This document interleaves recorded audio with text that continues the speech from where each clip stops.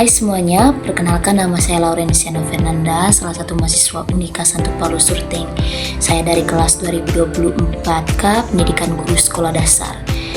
NPM 24103507. Oke teman-teman, jadi tujuan saya membuat video ini adalah untuk memenuhi ujian akhir mata kuliah Pendidikan Kewarganegaraan.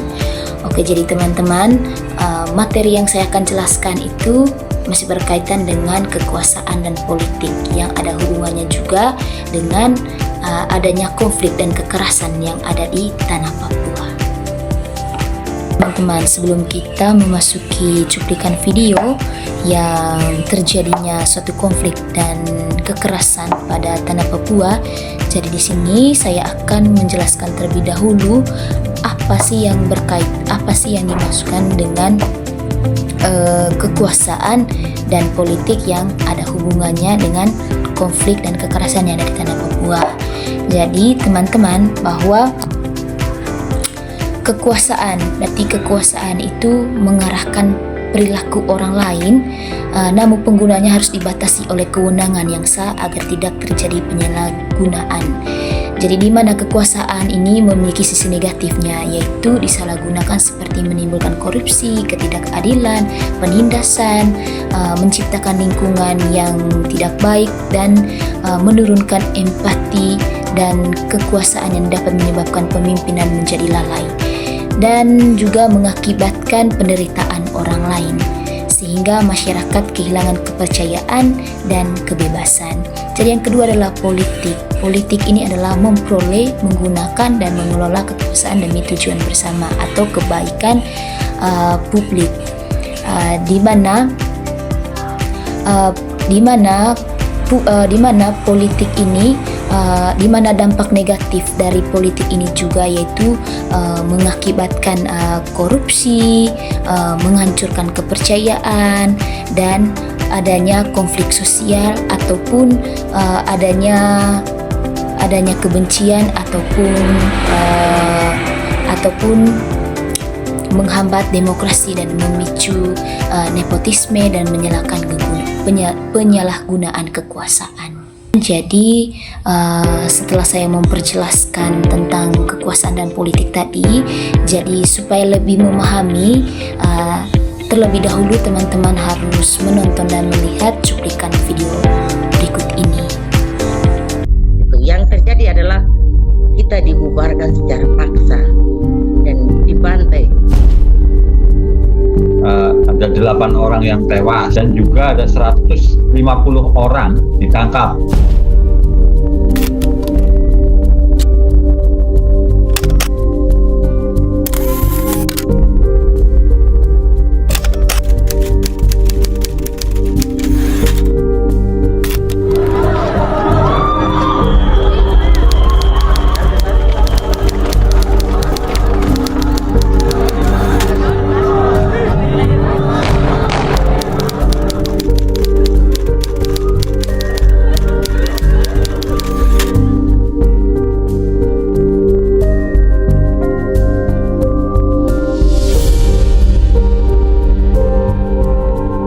Jadi akar persoalan di Papua itu adalah sejarah politik bangsa Papua. Sebenarnya itu sumber masalahnya, akar persoalan masalah Papua itu dari sejarah politik bangsa Papua.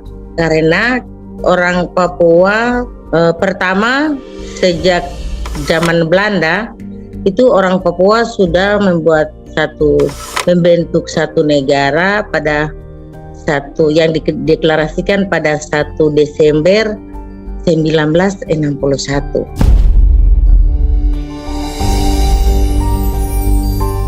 Itu berjalan cuma 1 tahun. Kemudian Papua dipaksakan masuk ke NKRI pada tahun 63.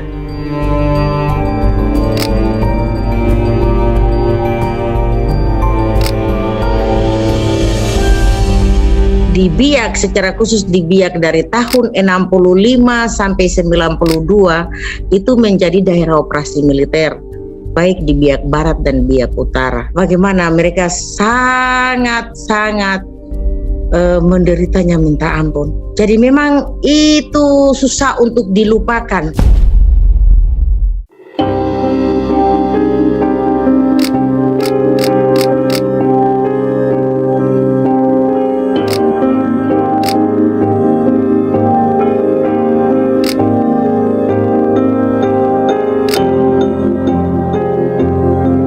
Dari riset jangka panjang tahun 2004 sampai 2008 itu menemukan ada 4 akar masalah konflik Papua. Nah, yang pertama itu terkait dengan proses integrasi. Gitu. Ada yang bilang bahwa Papua sudah merdeka sebelum bergabung, ada yang menyatakan Papua itu adalah bagian dari NKRI harga mati gitu ya. Ada yang bilang bahwa Papera ini menjadi problem gitu karena tidak representatif sehingga akhirnya berdampak pada dan memunculkan konflik.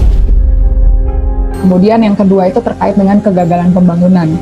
Kalau dilihat kita semua tahu bahwa angka kemiskinannya tinggi, kemudian pembangunan tidak merata gitu. Terkait juga bagaimana kemudian eksistensi atau penghormatan terhadap eksistensi warga Papua. Sekian puluh tahun kemudian mereka seperti di nomor 2-kan begitu, dan perasaan stigmatisasi terus diskriminasi ini juga menjadi faktor pendorong adanya kekerasan maupun juga perlawanan dari masyarakat Papua terhadap kebijakan pemerintah pusat maupun pemerintah provinsi yang dirasa kemudian tidak adil. Yang lain adalah soal penghormatan terhadap entitas masyarakat adat, budaya, dan kemudian sistem sosial yang ada di Papua untuk kemudian diperlakukan setara dengan warga negara lain atau entitas budaya yang lain gitu. Tidak hanya sekedar jadi komoditas atau eksploitasi budaya hanya untuk kosmetik belaka gitu.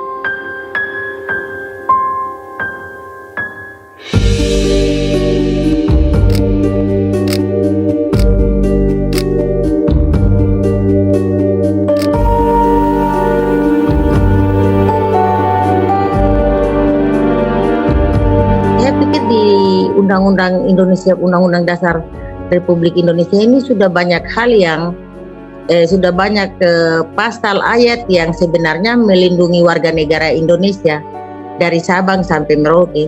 Tapi dia mungkin hanya sampai di Ambon saja mungkin tapi di Papua tidak. Undang-undang itu mungkin dia tidak berlaku di Papua. Kalau dia orang Papua diperlakukan dengan baik, maka hari ini tidak ada orang Papua yang membenci atau mau kita ini sama bersaudara, kita diperlakukan sama, tidak ada yang beda. Orang Papua manusia sama seperti tentara atau polisi atau brimob atau apa yang datang untuk melaksanakan tugas. Itu manusia dan yang dia hadapi juga manusia. Jadi kalau melakukan itu dengan baik, orang Papua juga bukan dia manusia pasti mengerti. Orang Papua itu bicara kasar tapi hatinya baik.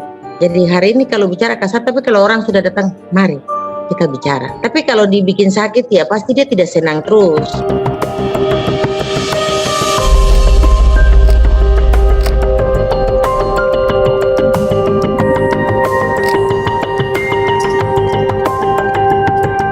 Terkait dengan penyelesaian konflik Papua, sejak 2010 LIPI mendorong dialog. Karena sebelum 2010, dialog itu adalah suatu term yang sangat tabu. Ketika itu LIPI mengusulkan dialog dan banyak pihak itu mempertanyakan kenapa LIPI mengusulkan dialog. Gitu. Karena perspektif pada saat itu, dialog diidentikan dengan jalan untuk Papua merdeka. Gitu. Jadi ini menarik. Padahal kita punya pengalaman yang sangat penting gitu ya di Aceh, di mana dialog jadi cara gitu untuk menyelesaikan konflik di Aceh. Kemudian pemerintah Indonesia juga sangat terkenal aktif untuk mendorong dialog dalam menyelesaikan konflik. Dan konflik-konflik lainnya di Ambon, Poso semuanya selesai lewat dialog.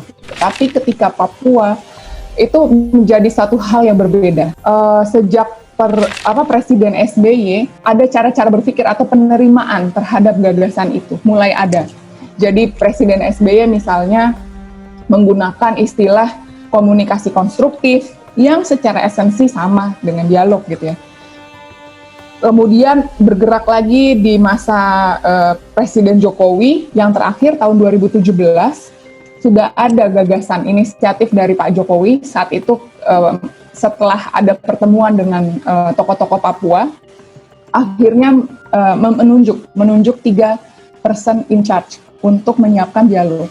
Ini sangat berbeda banget nih, sebelum 2010 dialog ditolak, tapi setelahnya mulai diterima oleh banyak pihak.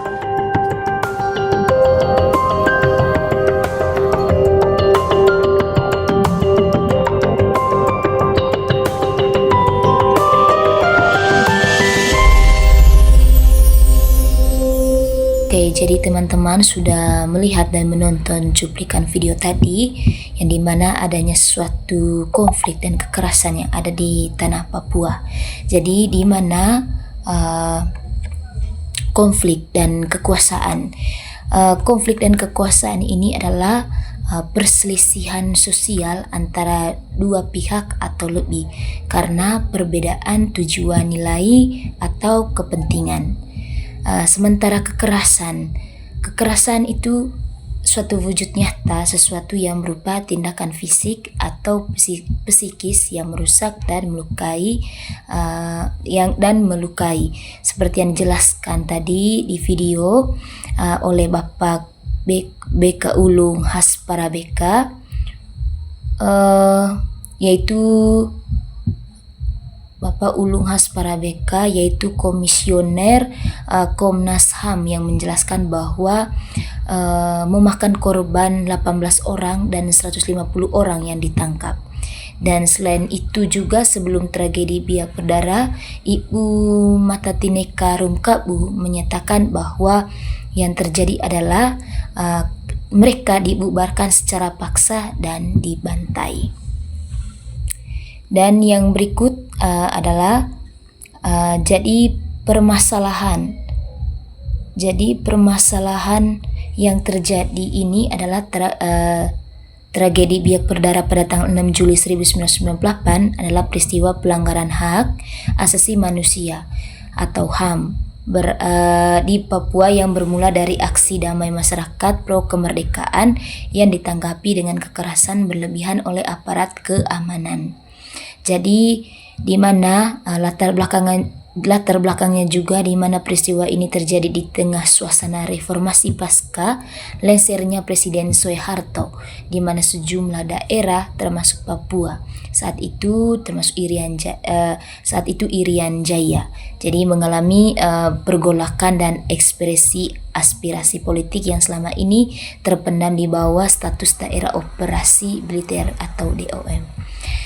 Jadi seperti yang dijelaskan oleh Ibu tadi, bahwa akar permasalahan juga itu dari sejarah politik bangsa Papua, karena orang Papua pertama sejak zaman Belanda, orang Papua sudah membentuk sebuah negara yang dideklarasikan pada 1 Desember 1961, dan itu juga berjalan hanya 1 tahun saja. Kemudian Papua dipaksakan masuk ke dalam Negara Kesatuan Republik Indonesia atau NKRI pada tahun 1963. Jadi yang berikut adalah penjelasan dari Ibu Aisyah Putri, yaitu peneliti LIPI Otsus Papua, bahwa ada 4 permasalahan yang ada di Papua. Yang pertama terkait dengan proses integrasi. Papua sudah merdeka sebelum bergabung. Papua itu adalah bagian dari NKRI, harga mati, dan adanya parpera yang menjadi masalah karena tidak reprensif, sehingga berdampak dan memunculkan konflik.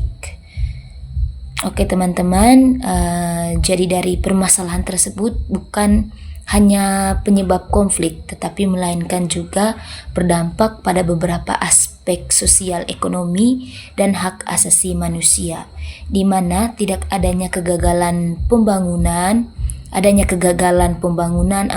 angka kemiskinan tinggi, dan pembangunan yang tidak merata. Oke, berarti teman-teman, meskipun Papua kaya akan sumber daya alam, berarti masyarakat asli Papua menghadapi masalah kemiskinan yang berlanjut dan adanya ketimpangan ekonomi dan ketidakadilan akibat pengolahan dana otonomi khusus serta kontrak karya di mana perusahaan yang dianggap timbang. Kronologinya itu adalah 2 Juli 1998, ratusan warga Papua termasuk aktivis Philip Karma memulai aksi damai dengan berkumpul di menara air minum di Biak dan mengibarkan bendera bintang gejora atau simbol kemerdekaan Papua Barat. 2-6 Juli 1998, aksi berlangsung selama beberapa hari. Aparat keamanan atau TNI dan Polri merespons dengan menurunkan pasukan tambahan dari Makassar, dari Ambon, serta melakukan pemantauan ketat yang berujung pada ketegangan. Terus dari 6 Juli 1998, pasukan keamanan mengepung dan menyerang massa aksi untuk membubarkan paksa dan menurunkan bendera. Pembubaran ini diwarnai penembakan, pemukulan, penangkapan, dan penyiksaan terhadap warga sipil yang tidak bersenjata. Oke teman-teman, jadi seperti yang dijelaskan oleh Bapak BK Ulu Haspara di akhir video tadi yang terkait eksistensi atau penghormatan terhadap eksistensi warga Papua. Jadi dapat disimpulkan teman-teman bahwa akar masalah konflik Papua ini bukan semata-mata soal ekonomi atau pembangunan fisik, melainkan masalah politik, sejarah, martabat dan keadilan yang dirasakan mengatasi konflik yang memerlukan pendekatan komprehensif yang tidak hanya berfokus pada keamanan atau pembangunan fisik, tetapi juga pada dialog, pengakuan HAM, menyelesaikan masalah diskriminasi, dan implementasi kebijakan yang benar-benar adil dan partisipatif.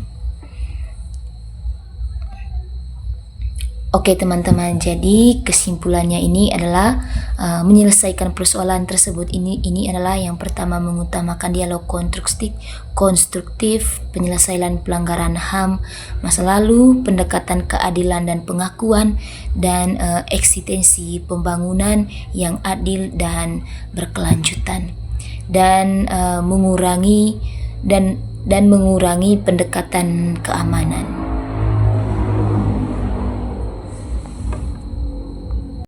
Teman-teman, itu saja penjelasan singkat dari saya yang berkaitan dengan terjadinya konflik dan kekerasan yang ada di tanah Papua yang juga berhubungannya dengan kekuasaan dan politik. Oke teman-teman, semoga penjelasan ini menjadi suatu wawasan dan pemahaman bagi kita semua. Sekian saja dari saya.